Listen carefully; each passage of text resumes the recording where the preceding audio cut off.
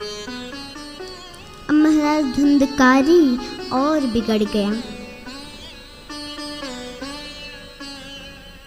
आप लोग तो जानते ही हैं, पिता के न रहने पे बच्चे और बिगड़ जाते हैं।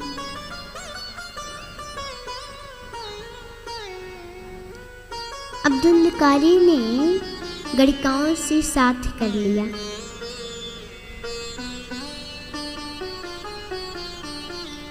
जब पूरा धन समाप्त हो गया तब अपनी माता के पास आया,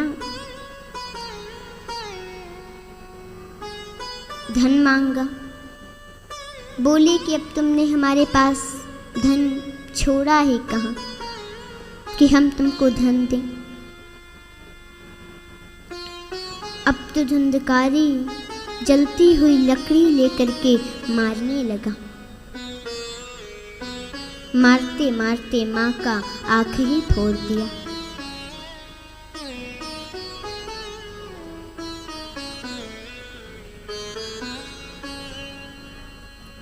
और जा करके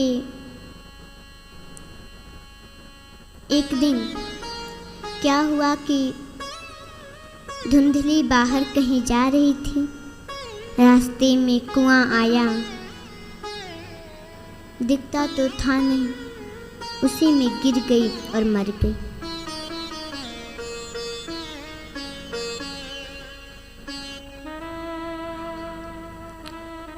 अब तो महाराज घर में कोई है नहीं। धुंधकारी गया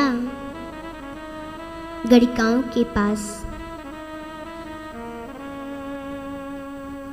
और बोला कि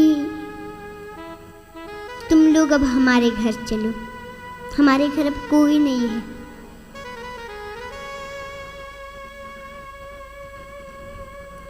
तो गणिकाओं ने कहा कि देखो हम नहीं जाएंगे, क्योंकि अब तुम्हारे घर धन नहीं है, और जहाँ धन होता है वहीं हम रहते हैं।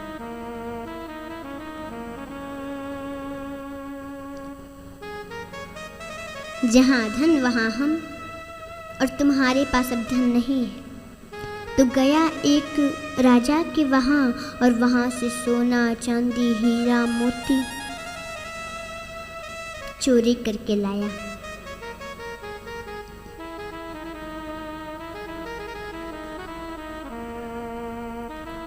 अब महाराज जाकर बोला कि ये देखो,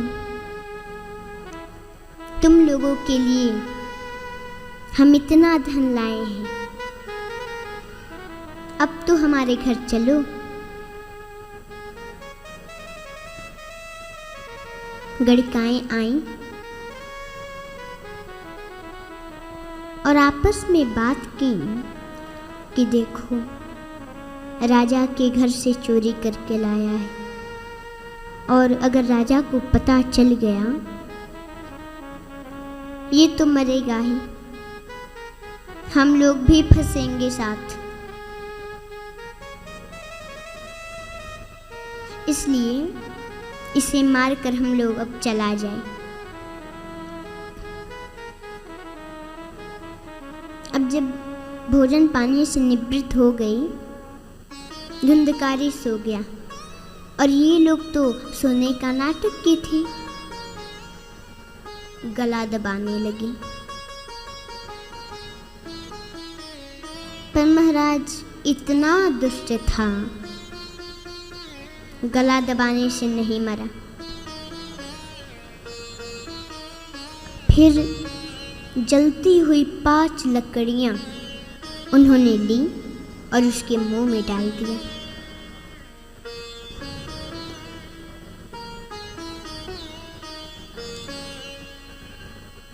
और वो बहुत कष्ट सहते हुए उसकी मृत्यु हो गई।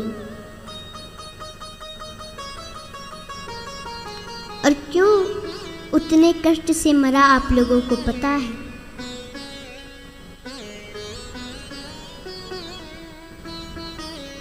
क्योंकि माँ बाप को भी बहुत कष्ट दिया था,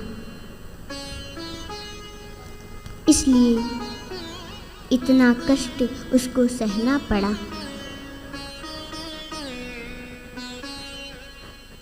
अब तो वो बहुत बड़ा प्रेत बन गया। ये तो इसको मार कर उसी के घर में दफना के चली गई, फरार हो गई, पर ये बन गया प्रेत। किसी के घर पे, किसी के गाय पे, किसी के बच्चे पे अटैक करने लगा।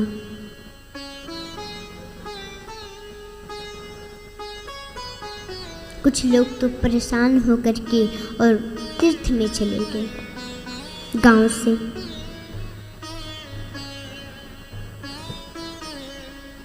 अब महाराज गोकर्ण जी मिले तो तीर्थ में जो लोग गए थे बताए कि अब आपके घर कोई नहीं है।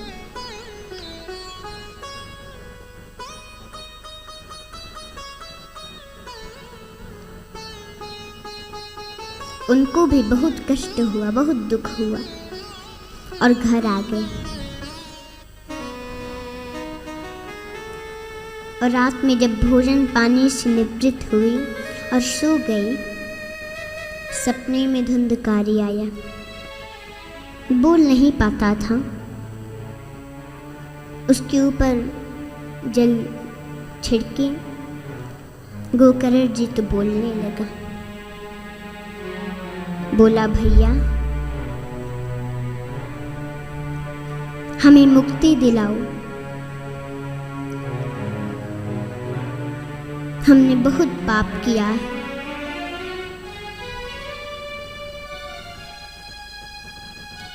माता पिता को इतना कष्ट दिए, गणिकाओं को घर में आई,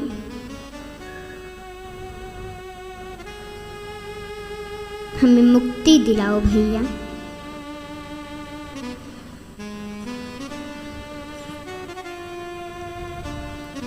गोकर्ण जी ने कहा ठीक है, और सुबह हुआ, पिंडदान करने गए और पिंडदान करके आए।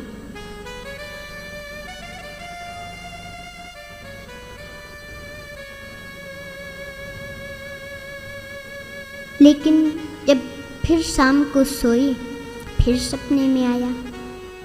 बोला, अरे भैया आप हमें कोई साधारण प्रेत समझ रहे हैं,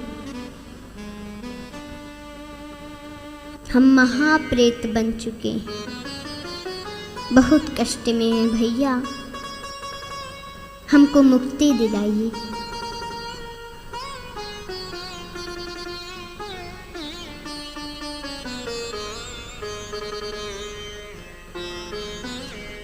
बोली, ठीक है, हम कल कोई उपाय करते हैं।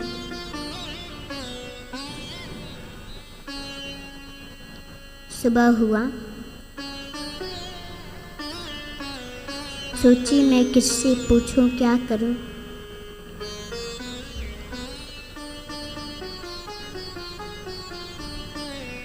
तब तक नजर पड़ा, ततः सर्वे सूर्यवाक्यं तन्मुक्तो स्थापितं परं गोकर्णः स्तम्भनं चक्रे सूर्यवेगस्य वै तदा।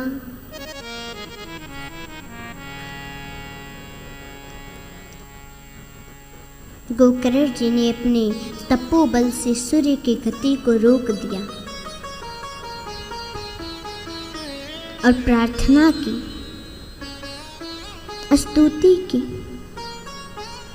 हे सूर्यदेव, आप तो सारे संसार के साक्षी देखते हैं, आप हमें कृपा करके धुंधकारी के मुक्ति का कोई उपाय बताएं, कोई साधन बताएं।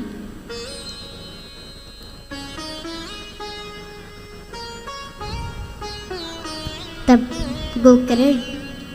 गोकर्ण जी का ये प्रश्न सुन के और बोले,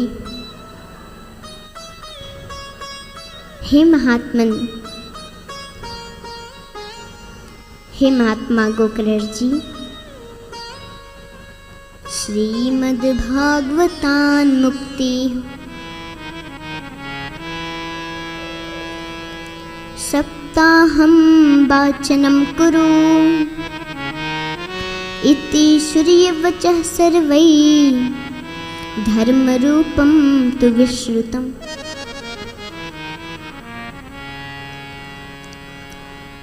मतलब हे गोकर्ण जी, केवल